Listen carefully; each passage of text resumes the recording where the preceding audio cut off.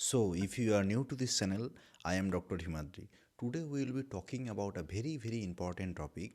This is your malnutrition and special focus on severe acute malnutrition or SAM. This is a very common question which is asked in your university exam and also in postgraduate and also in day-to-day clinical practice, and in any exam this is a very important topic. Okay, so let's start. So, what is malnutrition? Malnutrition means deficiency or excess of energy or nutrition.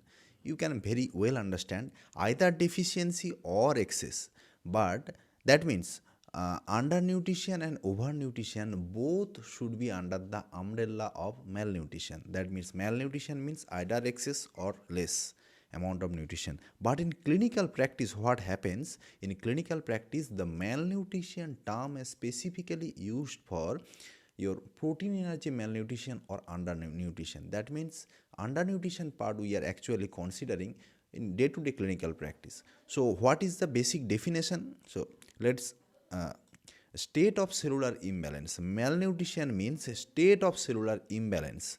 That means there is an imbalance which is happening in this cell.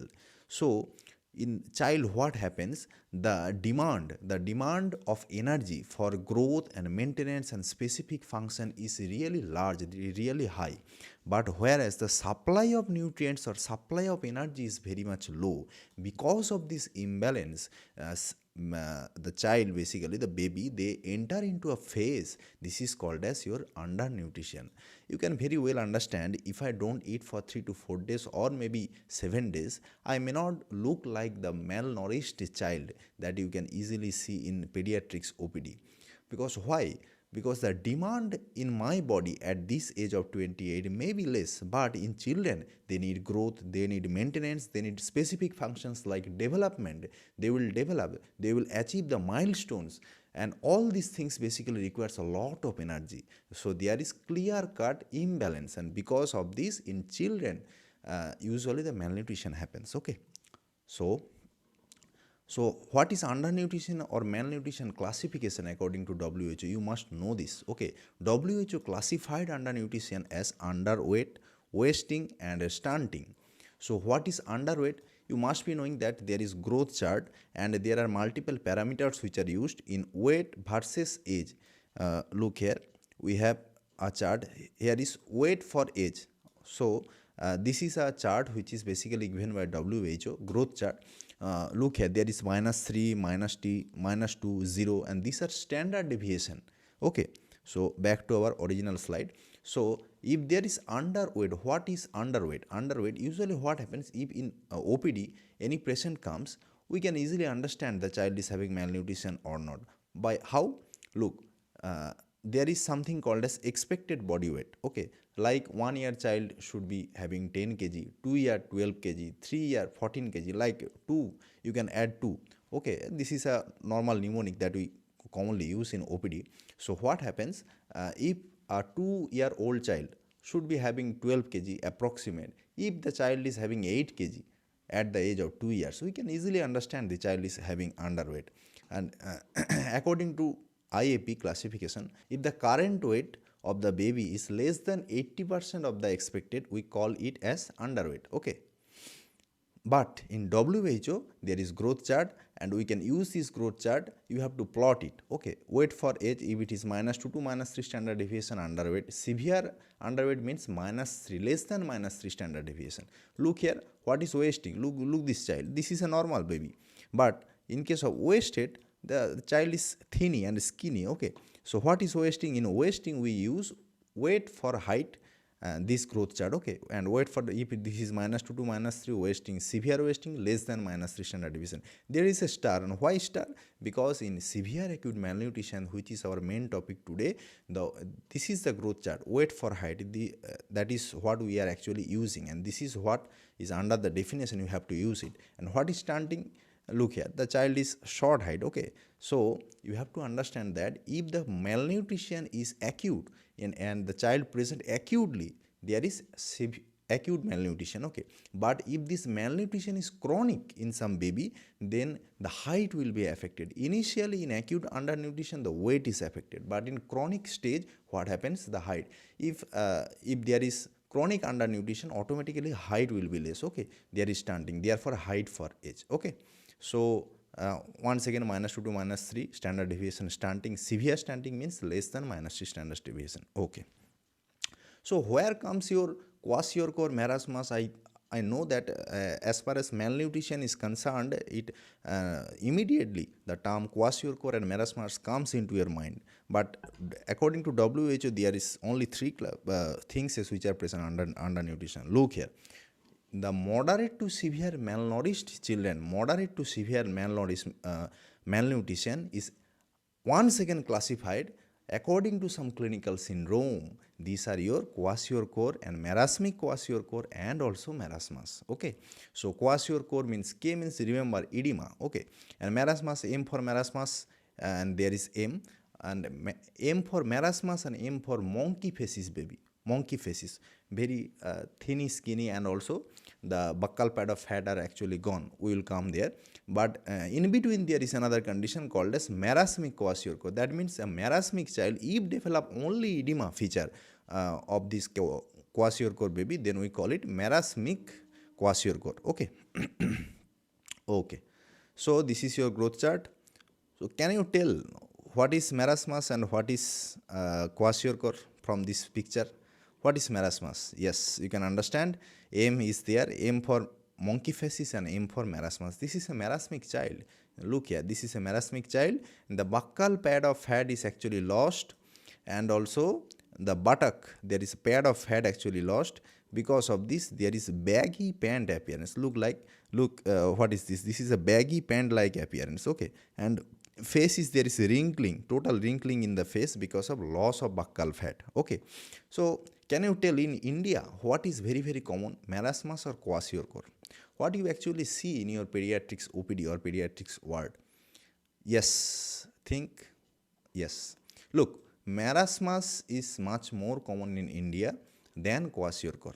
Kwashiorkor means, you know, I just recently tell you that there is edema. There is edematous child. You cannot tell from one eyesight that this child is having features of malnutrition. Why? Because this child is edematous. Parents will assume that child is getting fat or maybe getting extra weight. The parents will never say that this Kwashiorkor baby is having malnutrition.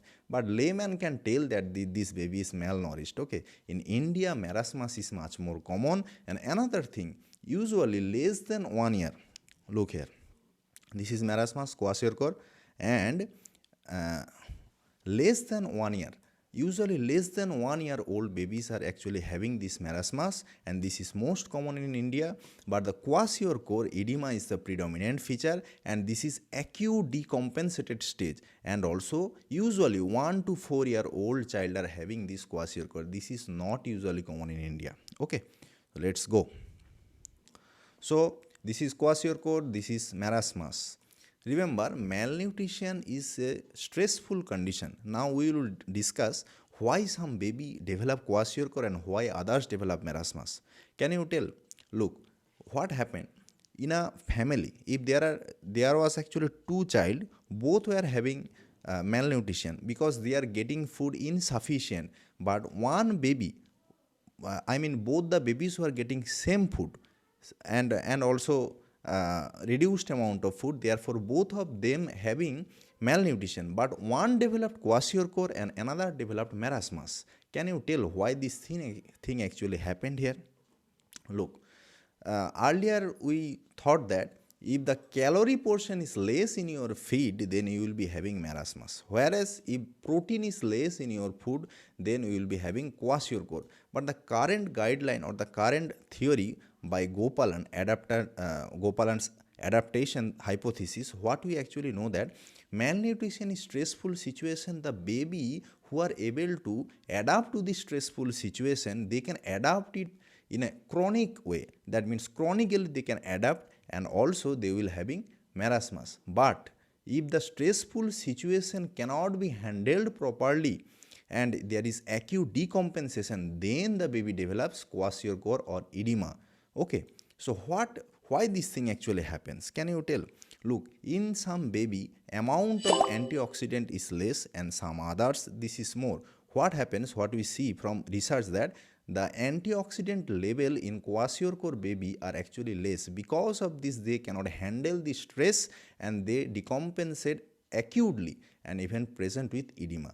Whereas in marasmic baby, the antioxidant level is actually more than that of Kwashiorkor. Okay, so why there is edema in Kwashiorkor? Can you tell? Look, Kwashiorkor baby are having malnutrition. That is why I mean they are taking less amount of energy and less amount of protein. Both of these things are right. When they are taking less amount of feed, okay, because of low intake, what happens? The level of insulin is reduced in the body, and whereas the counter regulatory hormone cortisol, when the insulin is less, automatically cortisol level will be high in the blood. And insulin is an anabolic hormone. Okay, it builds up something in your body. Okay, but what happens? Because of reduced amount of insulin, the anabolic effect is gone. Therefore, protein eventually, what happens? The synthetic function of the liver actually reduces. Therefore, there is a reduced amount of protein synthesis, reduced amount of albumin. And you know one thing, look here, this is the blood vessel. Within the blood vessel, we have two pressures which are actually happening. One is hydrostatic pressure and another is your oncotic pressure. Because of reduced protein or reduced albumin, the oncotic pressure is less, and that is why your water portion of your blood that will go out and eventually enter into the third space, and patient will be having edema. As there is a reduced amount of protein in the blood vessel and reduced amount of water, because the waters are getting into the third space, automatically the delivery of the blood volume into your glomerulus is reduced. Automatically GFR is going to reduce. Because of this reduced blood flow in the afferent arterioles of the nephron, what happens? Your RAS is basically activated. Renin-angiotensin system. Okay, renin-angiotensin aldosterone axis is activated. Automatically aldosterone comes and act on the DCD, and there is salt and water reabsorption. These salt and water once again enter into the blood vessel, but they cannot stay within the blood vessel because oncotic pressure is reduced. This water will be sucked into your third space. Automatically edema, and this vicious cycle will keep on going. This child will be having edema. Because of only one thing, they cannot adapt, they have reduced amount of antioxidant. Remember this thing. That is why your Kwashiorkor babies are actually having edema. Okay.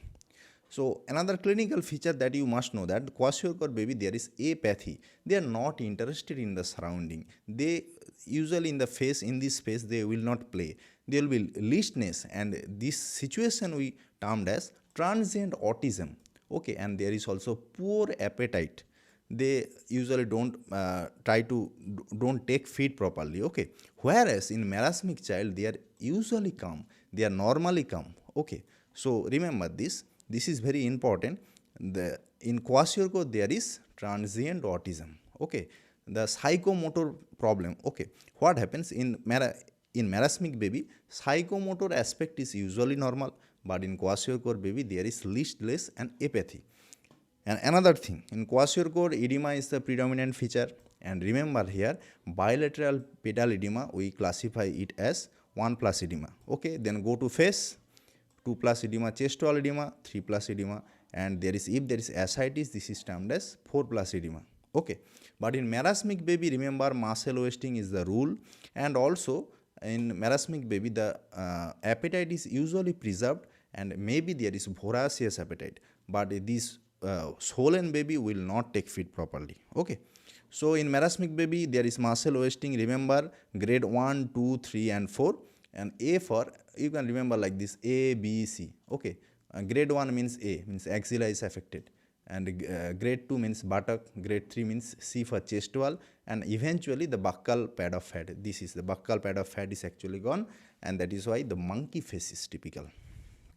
Okay, another clinical feature is flaky pain dermatosis. You must have seen the walls outside. Okay, what happens if there is old paint, this because of this weather condition, the paint basically goes away and looks like this. That is why we call it flaky paint. Flaky paint, okay. And this is a dermopathy, nutritional dermopathy, therefore flaky paint dermatosis. What happens? There is hyperpigmentation somewhere and also dyspigmentation. Look there is combination like hyperpigmentation and dyspigmentation. This combination that we get is usually termed as flaky paint dermatosis. And another thing, if someone asks you, your professor asks you, what is the typical clinical feature of the hair? Here will be there will be lusterless and easily pluckable hair. Look here, the hair is basically easily pluckable hair. And another thing that you actually already know, that is called flag sign in the hair. What happens when this hair was actually in this baseline and it is basically growing this way? What happens?